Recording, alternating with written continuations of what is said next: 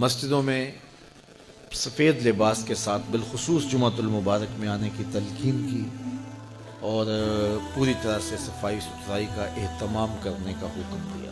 اس طرح مسجد کے اندر لہسن کھا کے آنے سے، پیاز کھا کر کے آنے سے، وہ چیزیں جن میں بدبو ہوتی ہے ان کے کھا کر آنے سے روکا گیا ہے۔ کیوں؟ اس لیے کہ ساتھ والے بیٹھے شخص کو کوئی تکلیف نہ پہنچے۔ جب وہ مسجد میں سرسوں کے تیل کے دیے ہوتے تھے، کسی زمانے میں آپ نے دیکھے ہوں گے، یہ مٹی کا تیل چونکہ بدبودار ہوتا ہے مسجدوں میں نہیں جلایا جاتا تھا، سرسوں کے تیل کے دیے ہوتے تھے، تو اس کو لوگ مسجد میں جلا لیا کرتے، لیکن اعلیٰ حضرت جب اس کو مسجد میں روشن کرتے تو پہلے مسجد سے باہر لے جاتے، پھر اس کو آگ لگاتے، پھر واپس مسجد میں لے کے آتے۔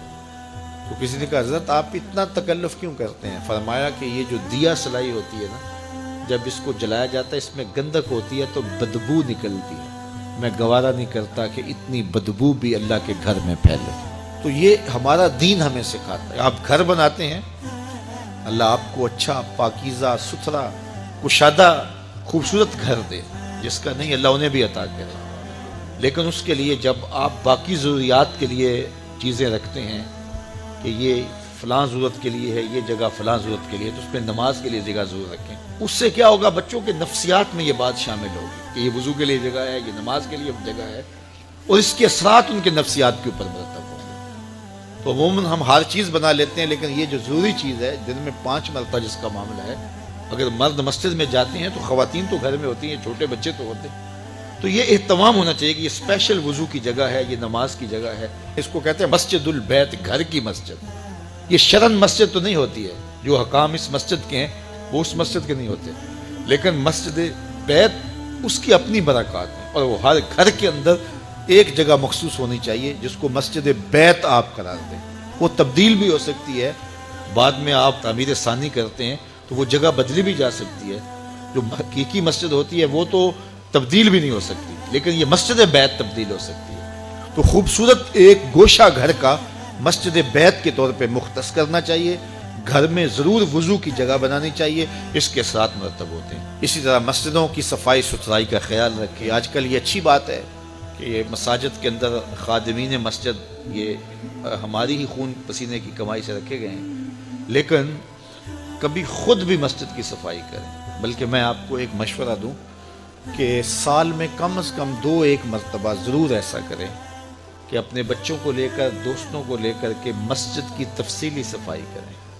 مولوی صاحب کے پاس جائیں، کہیں کہ حضرت ہم ایک دن دینا چاہتے ہیں مسجد کی صفائی کے لیے، تو پورا لنگوٹا کس لیں اچھی طرح سے، اور مسجد کو دھوئیں بھی، صفیں بھی خوب جھاڑیں اس کی، اور اس کی دیگر دیواروں پر، پنکھوں پر لگی ہوئی گرد میل جھاڑیں، پورا دن لگ جائے چاہے۔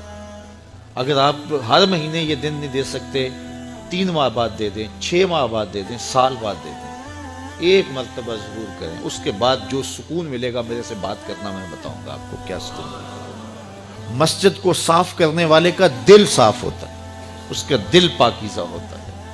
جب وہ مسجد کو دھو رہا ہوتا ہے، اللہ اس کے دل کو دھو رہا ہوتا ہے۔ جب وہ مسجد سے کوئی گندگی والی چیز، کوئی میلی چیز یا کوئی تنکا یا کوئی کوڑا باہر نکالتا ہے، اللہ اس کے دل سے گناہوں کے کوڑے نکالتا ہے۔ تو یہ ضرور اہتمام کریں، اپنے محلے کی مسجد میں اپنے بچوں کو ساتھ لے کر کے جائیں، اپنے دوستوں کو ساتھ لے لیں، اپنے ملازموں کو ساتھ لے لیں، تو ساتھ لے کے آج مسجد ہم نے دھونی ہے، اور لنگوٹا کس کے مسجد کی صفائی کریں، دیکھنا پھر کیا سرور ملتا ہے۔ مسجد نبوی میں ایک خاتون تھی حبشیہ، وہ مسجد کی صفائی کیا کرتی تھی۔ ایک دن میرے حضور نے فرمایا کہ کتنے دن ہو گئے ہیں میں اس کو دیکھ نہیں رہا۔ عرض کی حضور وہ تو فوت ہو گئی، تو فرمایا تم نے مجھے بتایا نہیں اس کے جنازے کا۔ عرض کی حضور کار نبوت کی اہم ذمہ داریاں آپ کے کندھوں پہ ہیں، اور ہم نے سوچا کہ وہ ایک عام سی خاتون ہے، اور ہم نے آپ کو بتانا ضروری نہیں سمجھا، جنازہ پڑھا، تدفین کر دی۔ اللہ کے محبوب نے فرمایا تم نے اس کو عام سمجھا ہے جو اللہ کے گھر کی صفائی کرتی تھی؟ پھر حضور نے صحابہ کو فرمایا مجھے اس کی قبر پہ لے چلو۔ صحابہ کے ہمراہ اتنا مصروف وقت تھا اللہ کے محبوب کا، لیکن حضور نے وقت نکالا، قبرستان میں تشریف لے گئے، اور جا کے اس کی قبر پہ کھڑے ہو کے اللہ کے محبوب نے دعا مانگی۔ یہ کون سی خاتون ہے؟ یہ وہ خاتون ہے جو مسجد کی صفائی کیا کرتی تھی۔ یہ ساری چیزیں ہیں، یہ غور کرنے کی ہے۔ تو ہمارا اسلام، ہمارا دین ستھرائی کا دین ہے، پاکیزگی کا دین ہے۔